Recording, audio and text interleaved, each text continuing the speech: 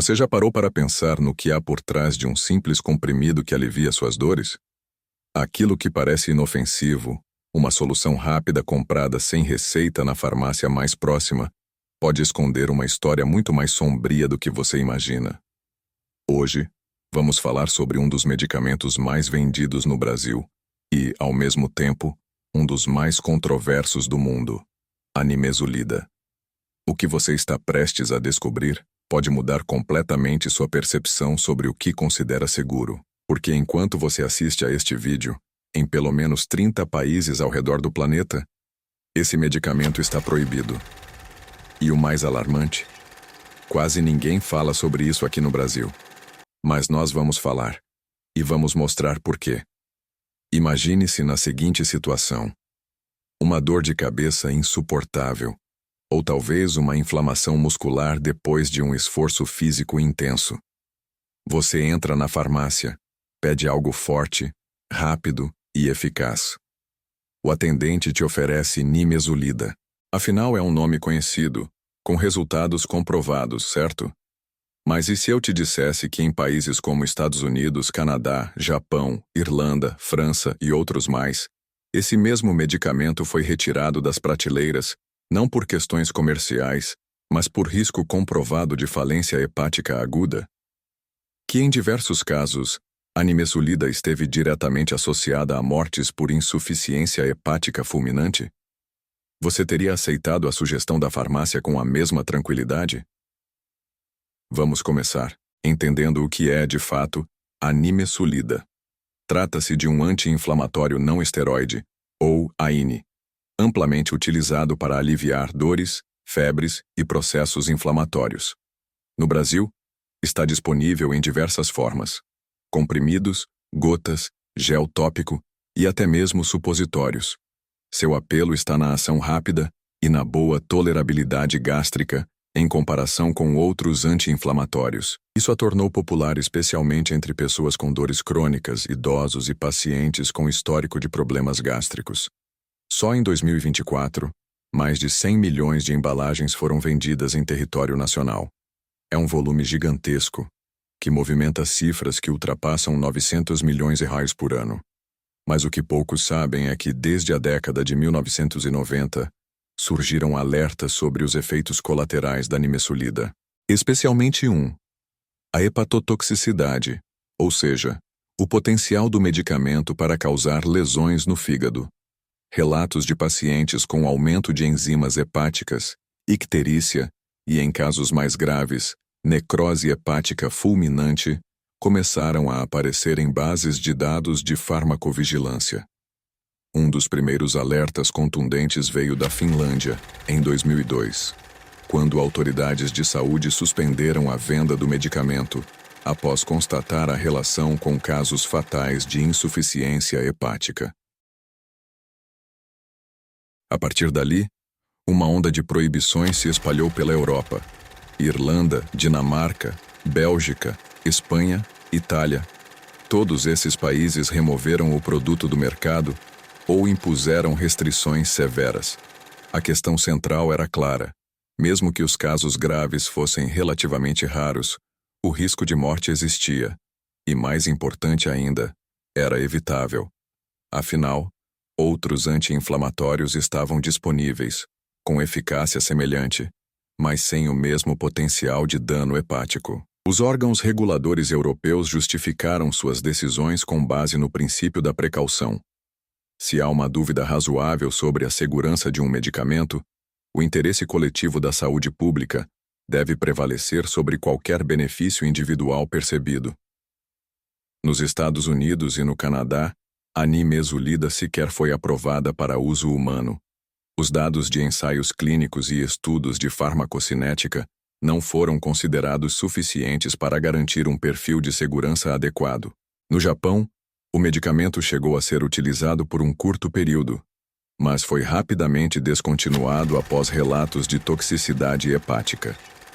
O mesmo se repetiu em outros países asiáticos. Na América Latina, a situação é mista. Alguns países proíbem, outros apenas restringem, e muitos, como o Brasil, mantêm a comercialização com orientações pouco claras para o público. E aqui entra a grande questão. Se tantos países chegaram à conclusão de que a nimesulida representa um risco à saúde, por que o Brasil continua permitindo sua venda livremente nas farmácias? Em 2011, a Anvisa chegou a revisar o uso do medicamento, determinando que ele não deveria ser utilizado por mais de 15 dias consecutivos e que estaria contraindicado para pacientes com histórico de problemas hepáticos, renais ou cardíacos, além de gestantes e crianças menores de 12 anos. No entanto, na prática, essa recomendação é pouco divulgada. Poucos consumidores leem a bula completa, e menos ainda compreendem as implicações técnicas descritas ali. Pior, não há nenhum tipo de alerta visual nas embalagens indicando o risco hepático, como ocorre com cigarro e bebidas alcoólicas. O resultado é previsível. Pessoas utilizam o medicamento sem supervisão médica, muitas vezes por períodos superiores ao recomendado, combinando com outros fármacos hepatotóxicos, como paracetamol ou álcool, e só descobrem o dano quando é tarde demais. Casos documentados mostram pacientes internados em estado grave após o uso prolongado da nimesulida, alguns necessitando de transplante de fígado, outros sem sequer ter essa chance. Para entender a toxicidade da nimesulida, é preciso observar seu metabolismo. Após ser ingerido, o medicamento é processado no fígado, onde seus metabólitos reativos podem desencadear uma resposta imunológica descontrolada. Isso significa que, em indivíduos geneticamente predispostos, mesmo doses terapêuticas podem levar à morte celular em larga escala no fígado.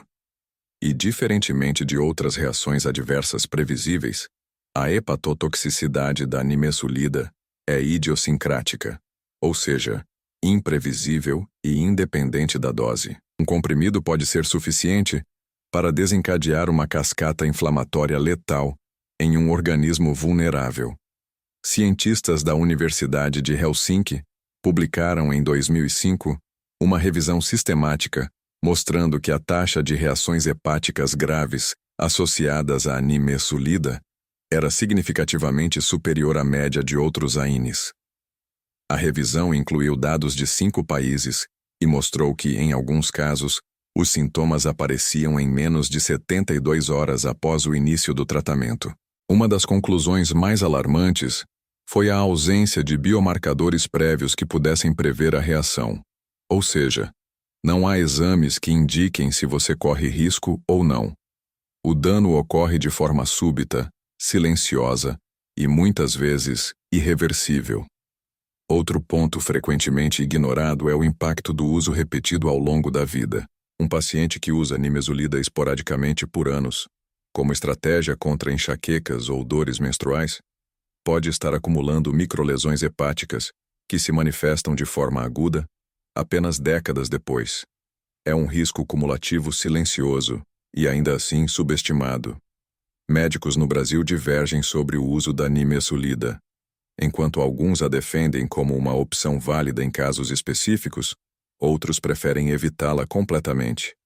A doutora Larissa Maciel, colaboradora do portal Drauzio Varela, afirma que deve-se utilizar a nimesulida apenas em situações específicas e por um tempo mínimo possível, dado seu perfil de risco. Já o hepatologista Dr. Marcos Gouveia afirma: temos alternativas mais seguras com eficácia semelhante. Manter a nimesulida no mercado, sem uma política de alerta robusta, é um retrocesso em saúde pública. E se você acha que a única alternativa é sofrer com a dor, saiba que existem outras opções com menor risco hepático. O ibuprofeno, por exemplo, apesar de também ser um AINE, tem um perfil de segurança melhor documentado e uma menor taxa de reações hepáticas graves. O mesmo vale para o cetoprofeno e, em alguns casos, até para o velho e conhecido paracetamol, desde que usado em doses corretas e sem combinar com álcool. Além disso, práticas como fisioterapia, acupuntura e uso de calor localizado têm mostrado eficácia significativa no controle de dores musculoesqueléticas, especialmente quando utilizadas de forma preventiva. Então, por que um medicamento com tantos alertas, banido em tantos países, continua sendo vendido livremente aqui? A resposta não é simples, mas passa por interesses da indústria farmacêutica, ausência de políticas públicas rigorosas e, sobretudo, pela falta de acesso à informação clara e descomplicada. Quantas pessoas você conhece que sabem que a nimesulida está proibida na maioria dos países europeus? Quantas já foram avisadas sobre o risco de falência hepática? Quantas leram a bula antes de tomar o comprimido? O silêncio em torno da nimesulida no Brasil é barulhento. Ele ecoa nas prateleiras das farmácias, nos comerciais que suavizam seus efeitos, nas bulas técnicas que poucos leem e em um sistema que privilegia o lucro sobre a prevenção. Mas esse vídeo é um convite à mudança. Ao despertar para essa verdade oculta, você se torna mais consciente, mais crítico, mais protegido. A nimesulida não é o vilão absoluto. Ela é uma molécula com propriedades analgésicas e anti-inflamatórias reais. Mas como qualquer ferramenta poderosa, requer responsabilidade. E o que falta não é apenas regulação, é consciência. Consciência de que cada escolha que fazemos em relação ao nosso corpo deve ser informada. Consciência de que, por trás de cada decisão silenciosa do mercado, existe uma história que precisa ser contada. Consciência de que informação é, acima de tudo, poder. Se você chegou até aqui, parabéns. Você faz parte de uma minoria que não aceita respostas prontas, que busca compreender o que há por trás das cortinas. Compartilhe este vídeo com quem precisa saber a verdade. Inscreva-se no canal para continuar recebendo conteúdos que te protegem, te empoderam e te mantêm um passo à frente. E lembre-se, da próxima vez que sentir dor, questione. Leia. Pergunte. Porque o que você não sabe pode te fazer mal. E o que você aprende pode te salvar.